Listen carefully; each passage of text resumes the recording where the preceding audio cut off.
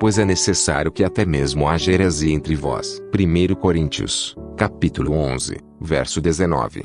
Por João Calvino. Pois é necessário que até mesmo haja heresia entre vós. Ele já havia mencionado as divisões, agora menciona as heresias, com o intuito de tomar as coisas ainda mais claras. Além do mais, deduzimos esse fato do uso que ele faz da palavra também, até mesmo, pois ela é inserida à guisa de ampliação. É notório em que sentido os pais usaram estes dois termos, e que gênero de distinção faziam entre hereges e cismáticos. Sustentavam que heresia consiste em desacordo sobre doutrina, e má consiste mais em alienação do afeto, como, por exemplo, quando alguém abandona a igreja motivado por indisposição ou aversão que sente pelos ministros, ou pela dificuldade em concordar com os demais, a despeito do fato de o mau ensino só poder levar à cisão da igreja, de modo que a heresia se torna a raiz e fonte do cisma, e a despeito do fato de a inveja ou orgulho ser a mãe de quase toda heresia. Não obstante, é valioso que se faça distinção entre estes dois elementos. Entretanto, vejamos em que sentido Paulo os emprega aqui. Já descartei o conceito daqueles que explicam heresia como sendo a divisão que ocorria à mesa,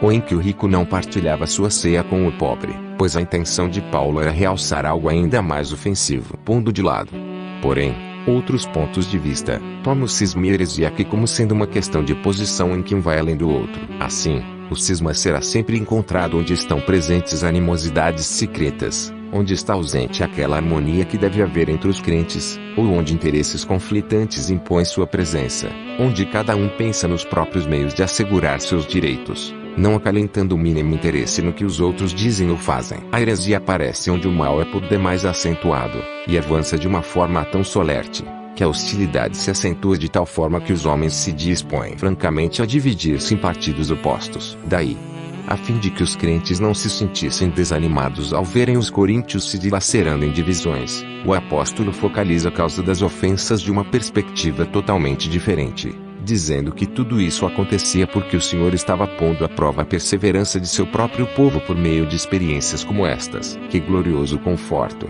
diz ele, quando o que vemos na igreja nada tem a ver com a perfeita unidade, mas, ao contrário, percebemos nitidamente certos traços de fragmentação provinda do fato de seus membros não conseguirem viver juntos em harmonia. Então não nos fica dúvida alguma de que seremos perturbados e como resultado nos dispomos a desistir. Não obstante, ainda que as seitas entrem em cena, devemos permanecer firmes e resolutos. Porque é assim que não só os hipócritas são identificados, mas também, em contrapartida, a sinceridade dos fiéis é comprovada. Pois, de um lado, assim como isso nos evidencia a leviandade dos que não se acham radicados na palavra do Senhor e a desonestidade dos que se esnobam e se passam por boa gente, assim também, do outro lado, isso propicia aos bons a chance de fornecerem mais clara evidência de sua inabalabilidade e sinceridade.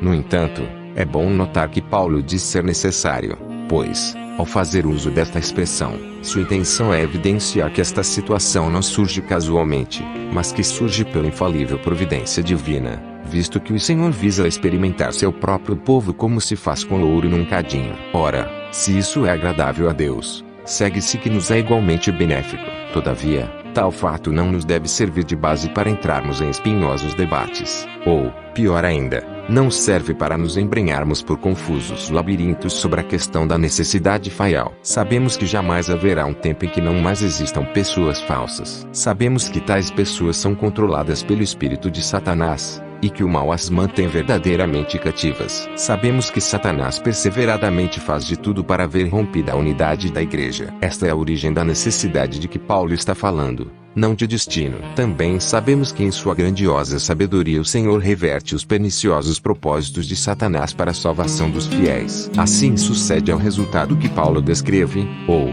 seja, para que os que são retos sejam percebidos muito mais claramente.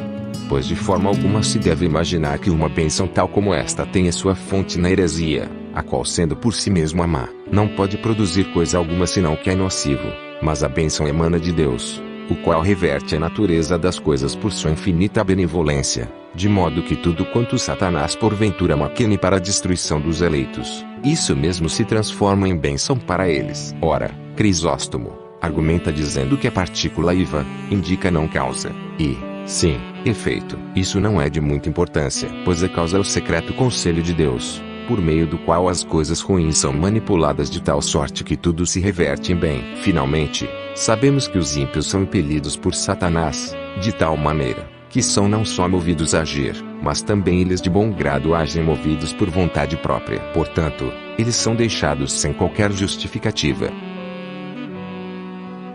Pois é necessário que até mesmo haja heresia entre vós. 1 Coríntios, capítulo 11, verso 19. Por João Calvino.